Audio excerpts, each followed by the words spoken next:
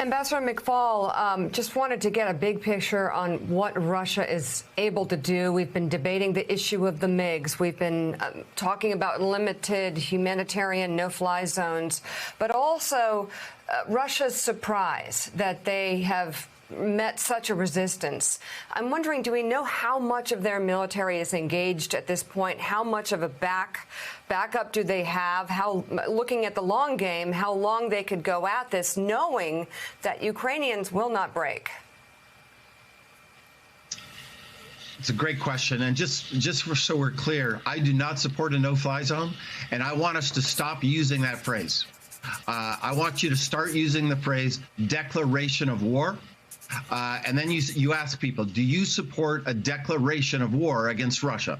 Because if an American pilot shoots down a Russian pilot, that's a declaration of war. I'm here in Philadelphia, actually. I just talked to the House Democrats at their retreat, and that's what I was encouraging them to use that phrase. And I don't support that. Everything below that, I support 110%. Because if they don't win, we lose. And us losing in Ukraine has big, big implications for Europe, the Middle East, and Asia. With respect to Putin, he's got most of his military left. I talked to a senior administration official yesterday. I'm learning how to use that phrase now, being on the other side. And the SAO, I used to be one. He's got 95% of his army left. He's got 95% of his arsenal left. They've lost a lot. They've lost way more than they thought, but they're still on the move. And I think it's important to remember wars traditionally end in two ways. Either one side wins or there's a stalemate.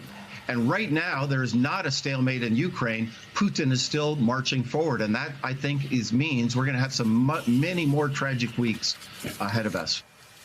So, Richard, let's plan ahead here. We know what's going to happen. We saw it again, as I said. We've seen it in Chechnya. We've seen it in Syria.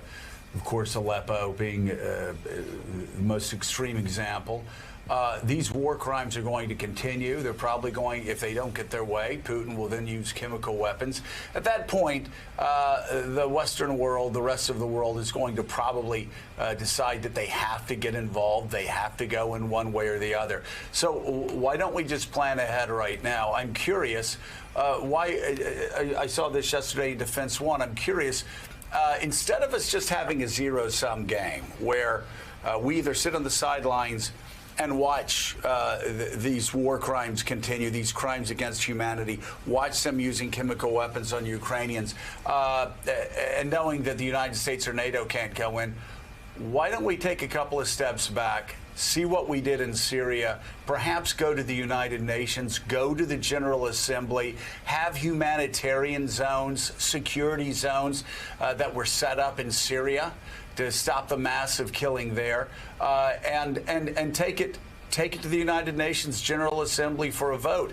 And if that vote passes, you wouldn't have Vladimir Putin against the United States or against NATO. You would have the Vladimir Putin having to decide whether he was going to launch missiles at the United Nations and the United Nations peacekeepers. What do you think about that? Look, the idea of bypassing the Security Council, Joe, makes a lot of sense because Security Council, obviously, you have Russian vetoes. I think and I understand the idea of trying to have some type of humanitarian zones or operations there. I think there's two big issues. One is whether you could get the votes. A lot of countries in Africa, the Middle East, and elsewhere are going to be reluctant, I think, to take sides here, and that's what we're seeing.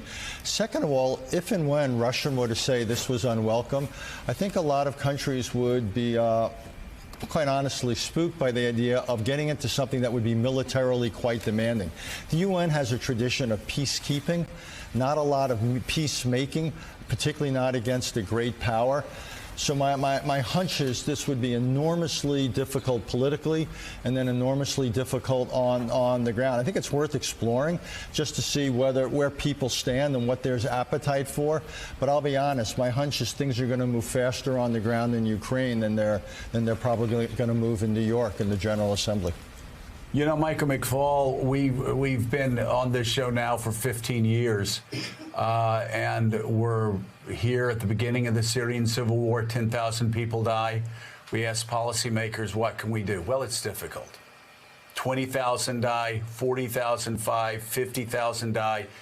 Barack Obama said, it's difficult. What can we do? We don't know what we can do. 75,000 die, 100,000 die, 200,000 die, 400,000 die, 500,000 people killed. Finally, security zones are set up there. I'm curious if we don't. I've been saying, like you, if you're going to declare a no-fly zone, why don't you just declare war? In fact, invite World War III. I do think we have to look at the possibility of doing what we did in Syria, because when those chemical weapons are going to be used, I think Western leaders are going to be put into a position where they're going to send troops in one way or the other. So is it not better for us to start planning ahead, because we know where this ends, and plan ahead and try to get UN action so there are humanitarian zones? And the great thing about this, as you know better than anybody else, and forgive me for going on a little bit, but you can explain this, the Russians have cynically used the United Nations for years. And they say, oh, we want to take, I was talking to a Russian diplomat 2 months ago who said, we want to go through the United Nations. You Americans think you run the world and the whole the world order centers around you. Well, we think it should center around the United Nations, of course, because they have a veto there. So why don't we call their cynical bluff, go to the United Nations, go to the General Assembly, and set up humanitarian zones? Well, I'm glad you brought Syria up, because I worked in the Obama administration during that period. I wrote a book about my time, actually a book about U.S.-Russian relations over the last 30 years. But I have one chapter, Joe, it's called Chasing the Russians, Failing the Syrians. And I write very honestly about how we were too reactive. We kept reacting. We kept trying to do a deal with the Russians instead of taking the offensive unilaterally on more creative ideas, including the one you just described. So I support that. I am struck by how little the United Nations has done, for instance, in the negotiations between the Russians and the Ukrainians. Why is there not greater United Nations participation in those negotiations? And if you can do the creative thing, it should be tried. I agree with Richard. I'm not optimistic. But I'm also not optimistic about the timing. And I agree with you. We need to stop being so defensive, so reactive, exactly, and be more offensive in terms of what we're going to do to help the Ukrainians stop Putin inside. No-fly zone. I think the president should be just crystal clear. We're not going to send soldiers. I disagree with those that thinks we can secure a humanitarian zone inside Ukraine. I don't think that's feasible. But everything else, there's lots of weapon systems. Surface-to-air missile systems, some of them post-Soviet systems, by the way, that when I talk to President Zelensky, he's pretty crystal clear about what the menu is. And rather than talking about it and deliberating and say, well, the Poles can do it if they want, I thought that was a very weak move. The NATO alliance should be moving together offensively, in my view, that is proactively and quietly.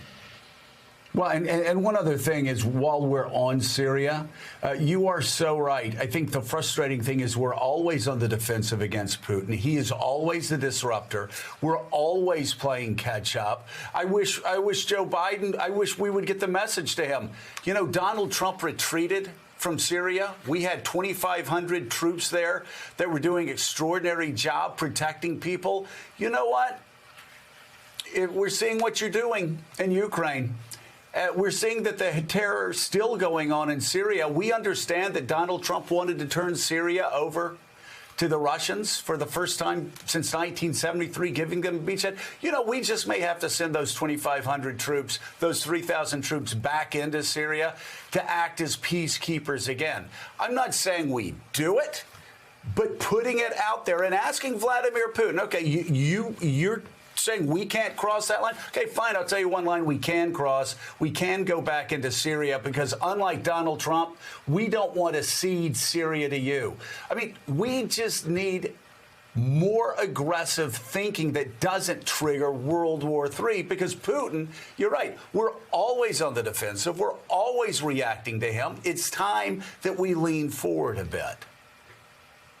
Well, and just to reemphasize, because we go from doing what we're doing now to World War III in these conversations, right? Everybody says that.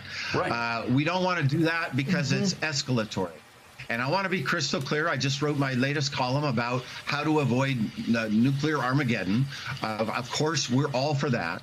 But if we can establish, and I think we have established, by the way, according to people I talked to in the government, that Putin was more, that was more bark than bite, that he is not going to go on a suicide mission and launch a nuclear holocaust, then you have to say, well, what is between where we're at now and below the threshold of nuclear holocaust? It's a lot. And when we say we're in fear of escalation, I want some more fidelity to what that means. Because I don't think he can attack NATO right now for the reasons I already described. And so I just think, just as a posture, even the way we talk, we have to talk with more confidence about what we're doing. The world wants us to be stronger, not just the Ukrainians, but in the Middle East, in Asia. They want us to be stronger. And I think we need to understand that that has implications for what we do in Ukraine. If we lose in Ukraine, that has giant implications for our strategic posture around the world. And I think rather than being cautious, we need to lean into that fight and do whatever we can to not give Putin a victory in Ukraine. Hey, thanks so much for watching our YouTube channel. You can follow up on today's top stories and breaking news, or catch up on your favorite MSNBC shows all in one place. Download the NBC News app today.